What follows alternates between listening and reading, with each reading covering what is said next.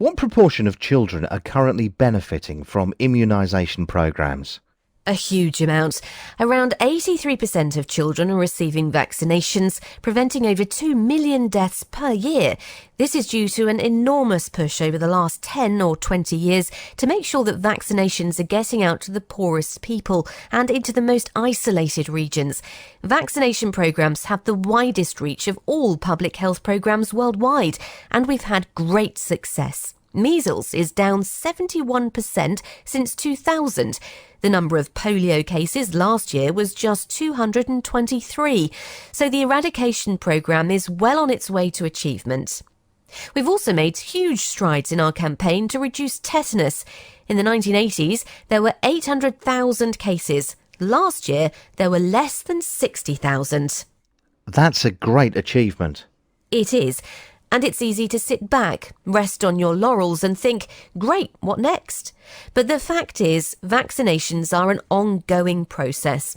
If the momentum isn't maintained, if there isn't continued investment into these programmes, the number of cases will steadily rise again. The other point is that these great achievements are meaningless to those 17% of children who don't receive vaccinations. That amounts to 20 million children. And these are inevitably the poorest, those with the worst access to healthcare, and those who are most likely to get sick through poor living conditions, inadequate clean water, and so on. More work needs to be done to ensure we are reaching everybody. And I'm not just talking about those in isolated rural areas.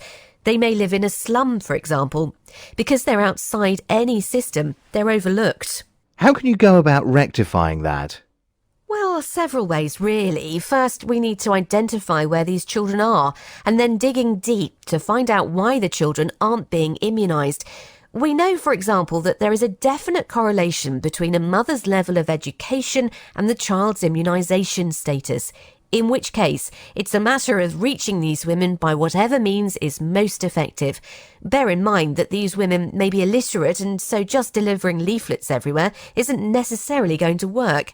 Or it could be a totally different reason. The health worker doesn't have time or money or transport to reach certain places. It's about identifying the reasons and putting practices into place to address those bottlenecks directly. What else is your immunisation programme focusing on at the moment? Well, as well as making sure vaccinations get out to people, we also need to pay consideration to the logistical aspect. It's not just about manufacturing lots of vaccines and training nurses to deliver them. These are vaccines. You can't just stick them in a cupboard until you need them. They need to be stored properly at specific cool temperatures. And factor into this the fact that poor countries often have unreliable power systems. That's why we've been doing a lot of work in the area of solar refrigeration to make them more reliable and affordable. There also needs to be an effective computer system to monitor consumption and supply and ensure the right number of vaccines reaches the right places at the right time. How can poorer countries keep the cost of vaccination programmes low? A very good point, and one which is at the heart of our work.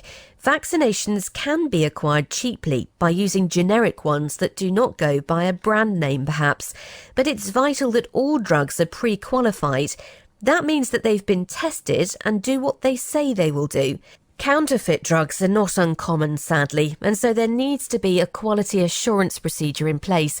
But vaccination programmes are undoubtedly cost-effective on a national as well as a family level. Less money needs to be set aside for treatment, and it also reduces a country's disability adjusted life year, or DALY. That is, the numbers of years lost as a result of ill health and early death, as well as the loss of earnings, or, in the case of a child, the loss of education, to both the sick person and their carer.